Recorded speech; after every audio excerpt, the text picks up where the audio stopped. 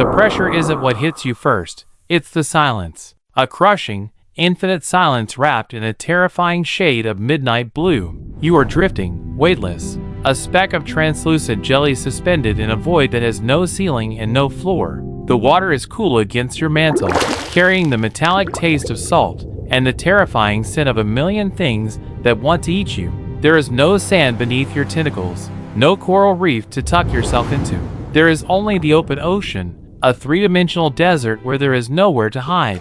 And you have just woken up in the middle of it. You burst from the safety of the egg cluster, ejected from a calcified sanctuary into the abyss. The creature that made you, a titan of pearlescent armor, a giantess compared to your insignificant form, is already gone. She propels herself away with a jet of water, indifferent to your existence. You are not her child. You are biology's afterthought, a genetic lottery ticket printed on wet tissue paper. You spin in the current, tumbling through the water column, completely exposed. Hunger is your first conscious thought, a sharp, chemical pang that overrides the fear. You pulse your tiny siphon, a microscopic contraction that barely moves you against the drift. Your large eyes, disproportionate to your minuscule body, scan the gloom with a frantic, primitive intelligence. You don't know what you are looking for, but your nervous system screams a single command: don't be seen. You curl your arms, 8 threads of delicate flesh, tied against your body,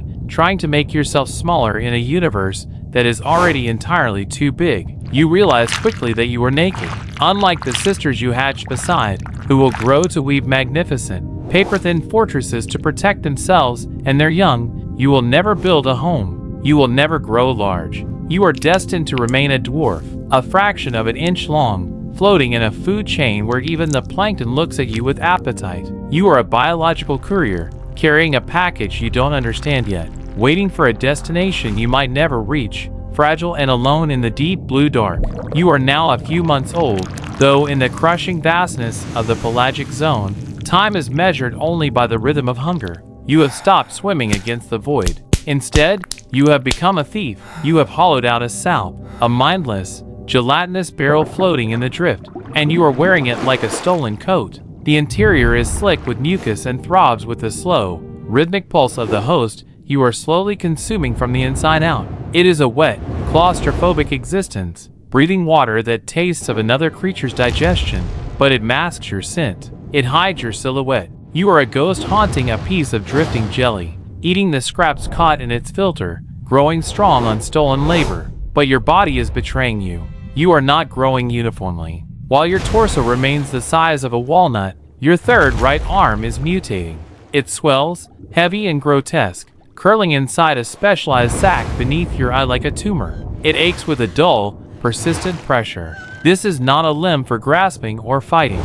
It is a biological payload, dense with genetic material, growing tighter and heavier until your movement becomes lopsided. You can feel it twitching against your cheek, a separate living thing grafted onto your flesh, waiting for a signal you dread. You are becoming less of an animal and more of a delivery system for this singular, pulsating limb. A shadow falls over your translucent sanctuary. The light from the surface, usually a shimmering curtain, is blocked by a shape that moves with terrifying speed. A Dorado. It is a streak of neon green and gold, a missile designed by evolution to kill things exactly your size. Time seems to liquefy, slowing down to the beat of your frantic hearts. You freeze inside the salp, pulling your tentacles so tight against your beak that your muscles cramp.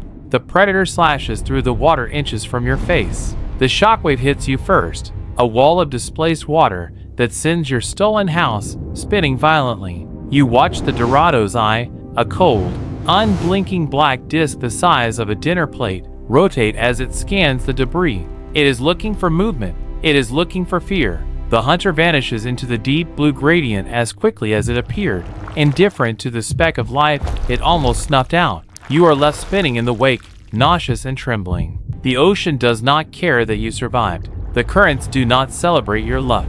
You are merely suspended in the endless monochrome, gripping the slimy walls of your dying host, acutely aware that you are completely alone. There is no herd to warn you, no pack to defend you. There is only the heavy, throbbing weight of the arm curl beneath your eye, dragging you downward, urging you toward a suicide mission you are chemically programmed to execute. The water grows heavier, or perhaps you have simply grown too weak to displace it. You are exhausted, your energy reserves burned away by the frantic search for a chemical trail in an ocean of noise. Then you see her. She looms out of the darkness like a floating cathedral, a titan of pearly white shell and muscular flesh, dozens of times your size. She pulses with a terrifying vitality, a queen of the open ocean. You approach her not with lust, but with the grim inevitability of a moth drawn to a flame that will surely consume it. The arm beneath your eye, the burden you have carried your entire life, begins to convulse. It knows its purpose even if you do not. As you drift into her shadow, dangerously close to the reach of her predatory arms, the heavy limb ruptures from your body. The sensation is a violent, silent tearing, a sudden amputation of self. You watch, dazed, as the severed limb takes on a life of its own, wriggling through the water like a separate creature, seeking the sanctuary of her mantle. It carries everything you are, every strand of your genetic history, disappearing into the fortress of her shell. She does not acknowledge you. She does not even know you are there.